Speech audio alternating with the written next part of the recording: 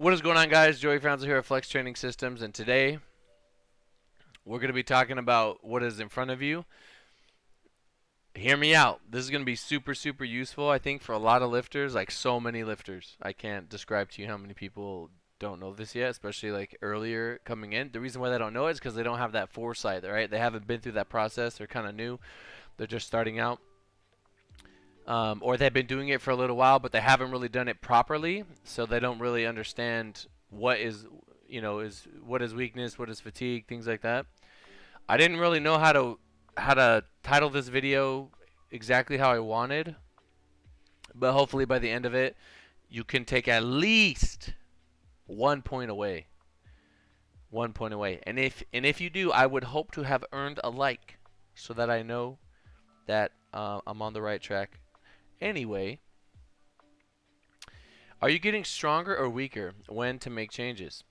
How many times have yourself or a friend or someone, probably every single one of you, in the beginning, you're training and the going gets tough and you're not able to hit your max that you hit a couple weeks ago? So you're like, oh man, my program sucks, I'm getting weaker, right? When in reality, you're training a little bit ahead of how you can recover, and maybe you just need a good deload to kind of ease everything out, like get rid of all the kinks, feel a little bit better, and then you can kind of get back to pushing numbers again, right? Hopefully you made some progress. Or your volume is astronomically low, but you think that you're doing enough, right? You think that you're doing a lot, and in reality, you are actually getting weaker because you just so happened to do more in the past that helped you get, or you did whatever you did, I don't know, and then you got stronger, and then you just, for so many weeks, we're doing super low volume, right? You do triples for like 12 weeks, right? I would hate doing that, right? And now you actually got weaker because your volume is just so astronomically low that you haven't given your body a reason to stay strong, right? You got away from the fundamentals that got you to that PR in the first place. So I'm going to run through a scenario that I have seen happen. I talked about this in the past, I think on maybe Instagram like years ago, but it's a phenomena that I witnessed like 2014 or 15. So here we go. Ready? It has to do with program jumping, kind of, sort of. You have lifter A and coach A. Lifter A starts working with coach A. Lifter A is excited to work with coach A. They get their program.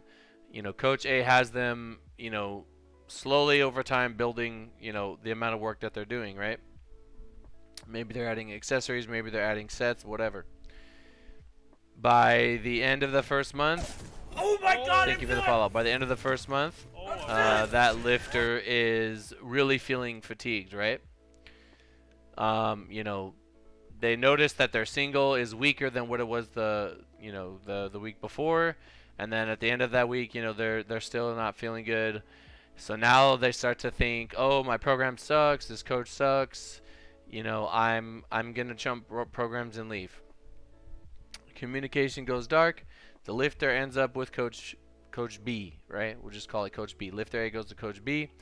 Coach B doesn't know what the fuck he's doing. Coach B just has them doing some low fucking volume shit that they saw a free program out there and they just fucking copied it and moved some shit around, right? Lifter A starts to taper a little bit because I'm sure the competition lift is still going to be in there. Maybe they're still taking singles, whatever, or maybe they're not, who knows. But the program, the gains from program A, due to there is some powerlifting happening, but the volume is exponentially lower. Lifter A is going to start to recover a little bit, and the gains from that first program are going to start to manifest later, in the following, with the new coach. So 2 or 3 weeks into working with the new coach, that lifter thinks, oh my God, look at this new coach. They got me to PR. This coach is amazing. Da-da-da-da. The old guy sucked. When in reality, it was the last coach that built them up. It was the last coach that put them in a position to potentially manifest some progress. But because that lifter has no idea what the fuck they're talking about or what to expect, right? They freaked out. It's natural, right? It's normal. People, that's how people are. They don't know anything. That's why it's so crazy to me, because they don't know anything. So they go to somebody for help. But at the same time, it's like, how do you have an opinion on something, when in reality you reached out for help in the first place? So, you know, what usually happens is, if this is going to play out that way, is um, so the lifter goes with the new coach, the volume comes down, they kind of taper unexpectedly, they hit a little PR, and then that coach just like doesn't know what they're doing with dosing, and then that lifter eventually over time, they don't really make progress, so they kind of taper off, and then they get back to their old, weak self, or they get hurt or something stupid, right? But that lifter can't go back to Coach A now, because you know, you could not live with your failure. Where did that bring you back to me, right?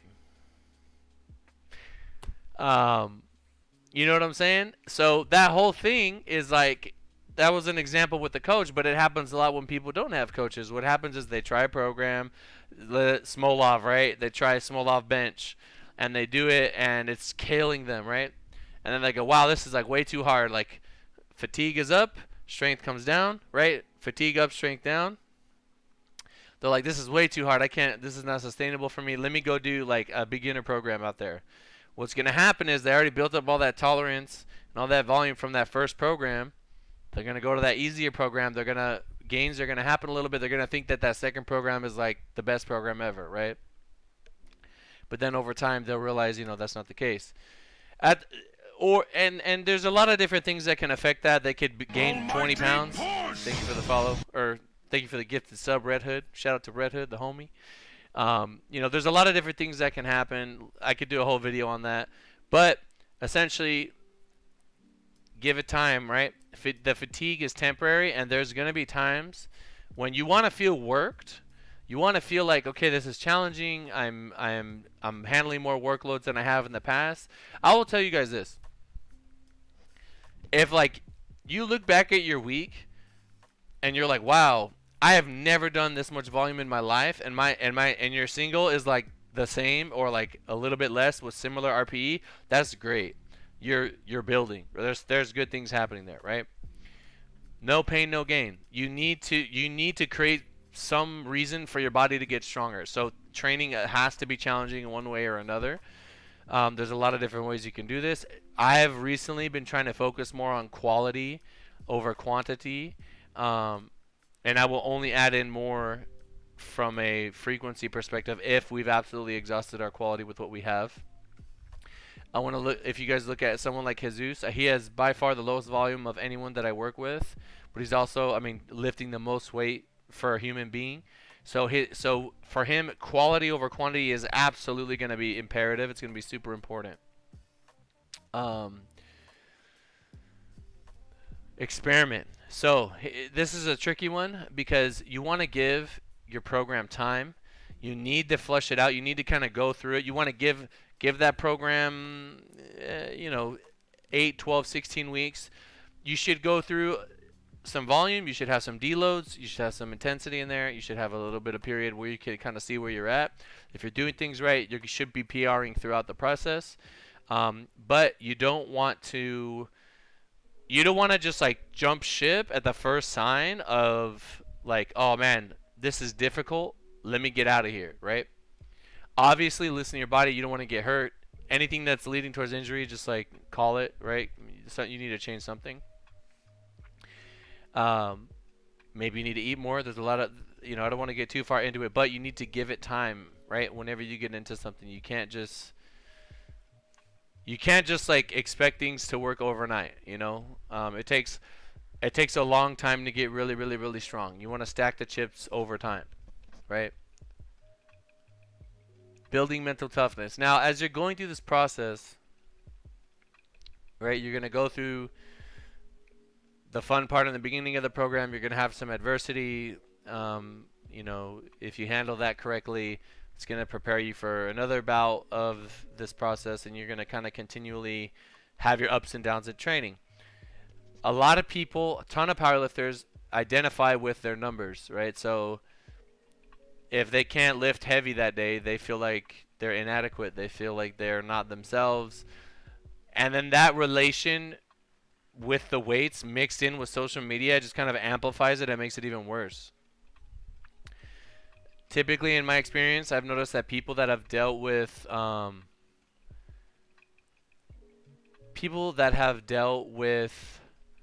adversity in the past, whether that be in life or playing sports. Sports is a great teacher, right? Great teacher. Maybe they watch a show that shows their main character going through a lot of struggles, right? And then they show them kind of go through those struggles and how they get more confidence from it and things like that. Um, and sometimes that can kind of help them. But I've learned that most people are going to learn just kind of dealing with it themselves. And I have literally thought to myself, like, hey, you know what? Like when I see somebody kind of going through, I'm like, it's good that they're going through this because they're gonna make it out. They're gonna be okay. They're gonna make it through, which most of us do, and they're gonna be better because of it. I've told people when the going gets tough, I know it's tough right now, and I know you're feeling it a little bit, but I think I'd be doing you a disservice if we were to make changes, and I want you to ride the storm, okay? And then what happens is in a couple days, sure enough, the taper does its thing. The deloads do it thing. Do it. The deloads do its thing. I don't even. The deload does its thing. Holy crap! I can't talk today. And then you hit a PR on the platform. And what I always like to do is I like to go back. I like to go back to 3 days before, 4 days before when they didn't feel so good. Granted, it's different for everyone depending. And I'm gonna be like, look, this was you totally forgot that this is how you felt 4 days ago, because you were on such a high from your meet day, right? I'll never forget. I had one. It was a one taper day to my meet. I believe it was a Wednesday, and I was squatting like, I think it was before one of the nationals. And I squatted like six. It was not a lot. It was like 6'11", 6'17", and it felt horrible, so terrible. And then on meet day, I think I hit like 683. This was like way before. No, this was the nationals before I hit 744. So I believe it was 2017 or 2018 nationals, I believe. Anyway, point is, if you do your taper right, you're gonna be okay. Um, and going through that process of those ups and downs is going to help you build mental toughness, and that is going to carry over into other things in life, believe it or not. And then lastly, communicate. If you have questions, if you don't understand, and you have a coach, obviously if you don't have a coach, you're not going to be able to communicate. Maybe you have friends that have gone through it. Maybe your friends have coaches, and they can kind of help you. But if you have a coach, you need to communicate what you're going through. And what I've been really trying to emphasize with my lifters that are newer is when anybody sends me a lift and they just go, "This felt like shit," and they say nothing, I say, "Why?" I say, "Do you know why?" And they usually have no idea. They usually have no idea. And then I'll ask them, "Did you handle your business with your recovery and whatnot?" And if the answer is yes, pull up their training. I go take a look. I'll be like, "Oh, look, we've been pushing volume for 3 weeks. This is your deload week. Of course, at the top of the week, you're gonna feel it, right? So it's justified. So it's okay. It's planned." There's a red flag. A big red flag is when it's not planned, meaning you give them an easy week and they're like beat up and you're like, "What's going on?" And then they're like, "Oh, sorry, I went to the beach and I just got super dehydrated and I ended up playing flag football and like pulling my hamstring, and then I like took time off and didn't tell you, and now I'm weak." You know what I'm saying? So that's pretty rare. It's usually planned out. But I just wanted to kind of make this video for people to understand that the first sign of fatigue, the takeaway, what is all the point of this? The first sign of fatigue does not necessarily mean that you're getting weaker, right? I cannot tell you how many times. I'm very lucky that this doesn't happen. I think I've just done a good job of kind of like, it hasn't happened to me recently, but just with my newer people, I try to balance it in a way where we're opening the door for progress and we're not letting what we're doing get too far ahead of what they can recover from. You guys know I've been emphasizing recovery a lot, handling business outside the gym. You're just going to have less instances where you need to take deloads because you're not recovering, right? Um, there was a point there that I wanted to touch on, but I forgot. Anyway, remember, guys, training is going to have its ups and downs. You know, I don't know if Keiko's still in chat, but just recently he was like, "Yo, I'm feeling it," and I'm like, "That's, we're tapering for the meet. All the hard work should be done. We're gonna start to pull things down, but we don't want to dig the hole any deeper." And you just communicate, and it's like fatigue management. It's all about fatigue management. Um, and then over time, you can start to build this timeline of like, okay, I had a really. Eventually, you're gonna have a good meet. Eventually, hopefully, right? You got like 8 weeks, 12 weeks, whatever. And in that time, you're going to be like, okay, at 4 weeks out, I felt like this. At 8 weeks out, I felt like this. At 2 and 1 week out, I felt like this, right? And you're going to remember those feelings. And then over time, you can kind of, what to do to kind of get there. And you can sort of replicate that process, but with bigger weights each time, bigger weights each time. So, super freaking valuable video. If you guys are able to take something away from it, please let me know in the comments down below. Drop a like, do all that good stuff. Let me get a hashtag, keep it moving, in the comments down below. It is February 27th. We got travel coming up. We have some premier flex boys competing. I'm excited to get back out there. I'm excited to start building momentum leading into nationals and beyond. Who knows? Hopefully we have something cool at the end of the year. And I want you guys to feed off my enthusiasm for the future and carry that into whatever it is you guys wanna do. So, all right, thank you guys so much for watching. I'll see you guys in the next one. Peace.